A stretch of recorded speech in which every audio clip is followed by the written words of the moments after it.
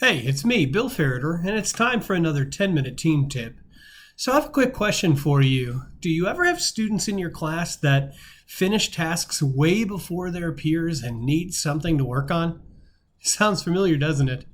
What do you say to those students? You hand out the assignment and you say, go ahead and get started on this, and they're done 14 seconds later, and they raise their hand and they say, I'm done. What's your response?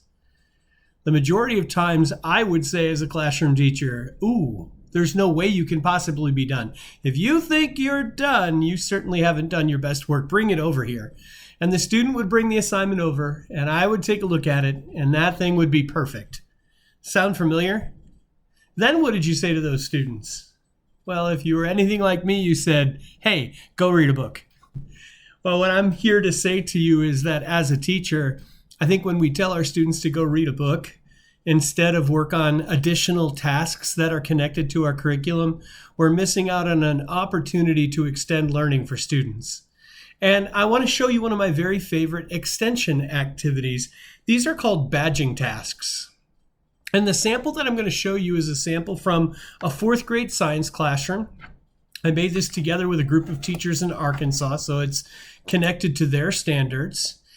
And the notion of a badging task is, what if when students were finished, they had the opportunity to earn badges? Think of merit badges if you were a Boy Scout or a Girl Scout, or think about achievements in video games, things that students can earn by completing tasks that go outside of the normal gameplay, right? What if they could earn badges for completing tasks in our classroom too?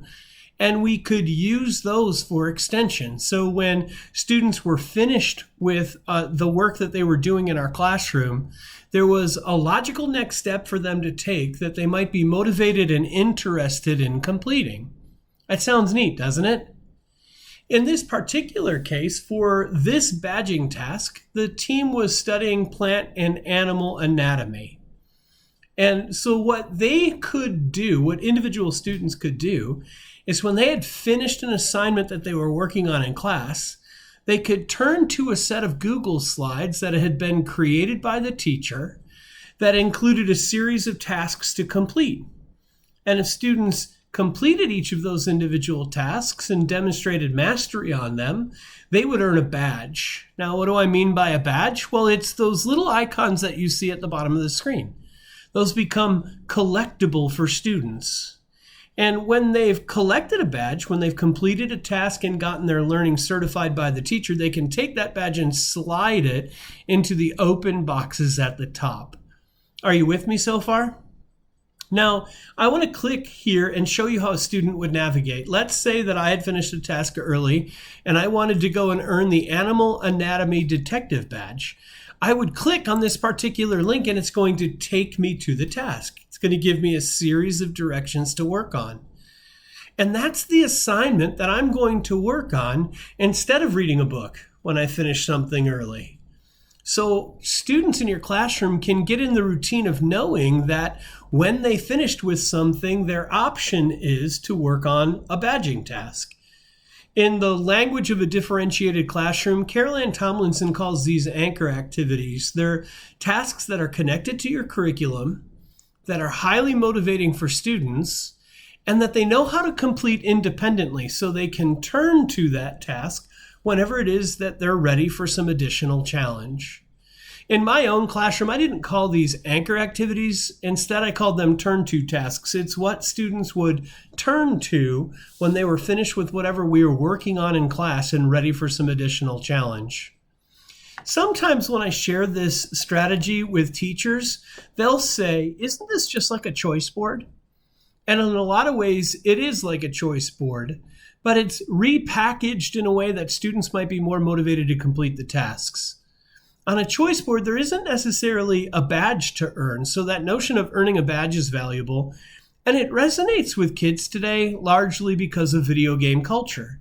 One of the things that's interesting is that it's easy to earn achievements in a video game. It's common, in fact, in most video games to complete tasks that run outside of normal gameplay and then to be rewarded for that. So that's what's kind of happening here. I could see students working on this during class when they had extra time to complete things, but I could also see students working on this during a daily intervention period. I was never really sure what to have my students who were ready for extension do during intervention period.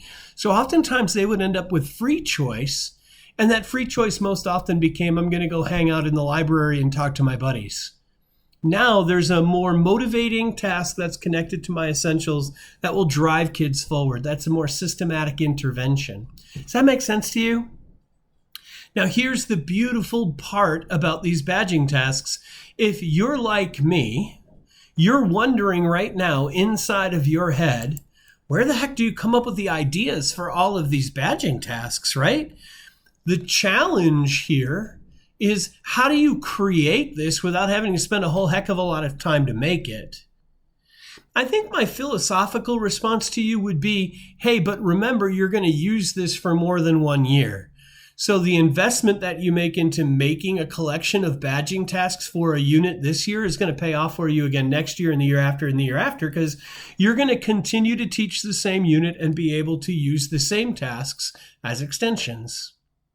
However, an even better answer is you can actually use an AI chatbot, a tool like ChatGPT, or a tool like Gemini, which is Google's version of a chatbot, to create these tasks for you.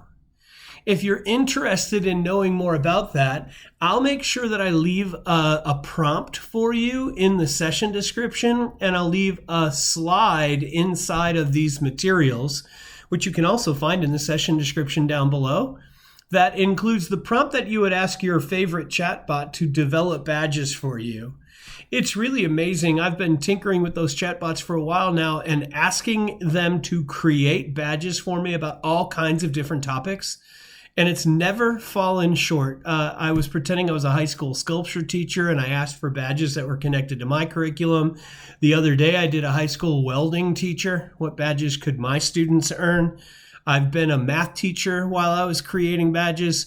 It always comes up with really interesting ideas for challenge tasks that students can complete in order to extend their learning. So what did I do when I was making this badging task with that group of fourth grade teachers? Literally, I just went to ChatGPT. It's my favorite chatbot. I asked it for some badge ideas, and I asked it to give me sets of directions for each badge idea. And then I copied and pasted those badge ideas onto Google Slides. That was the extent of the production for me. All I needed to do was create a blank Google Slides presentation, find these individual images to count as badges. And if you look here, this is how students would collect a badge in my thinking. They would drag it up when they had completed it. And then I had to create slides for each individual set of directions. But the task itself, this information, I literally copied and pasted directly from ChatGPT, my favorite chatbot. I didn't come up with the original idea. I didn't do anything. I didn't write the directions for the original idea. I just organized the content all into one place. That makes it way easier for teachers. Right now, I actually feel like making a badging task might be doable. All right, so again, remember, badging tasks could be a good extension in your room, something for students to turn to when they're finished with the assignment you've given everyone else, but they need some additional challenge. Also, remember, badging tasks can be created by your favorite AI chatbot. You just need to assemble the Google Slides so that students know where to find the tasks. And last but not least, remember, in the session description for this video, I'll link to these materials so that you can borrow the template if you want. I'll also include the prompts you could use in a chatbot to get badging tasks for your students. Hey, if you have any questions about any of this, make sure you reach out and let me know. I'd be happy to help. I think that extension is an area that we could really improve our work in most schools. And if this is a simple example of a strategy that you can implement, if you could take this and run with it, I think more students would be challenged more of the time, which is a pretty darn good thing. All right, thanks for coming.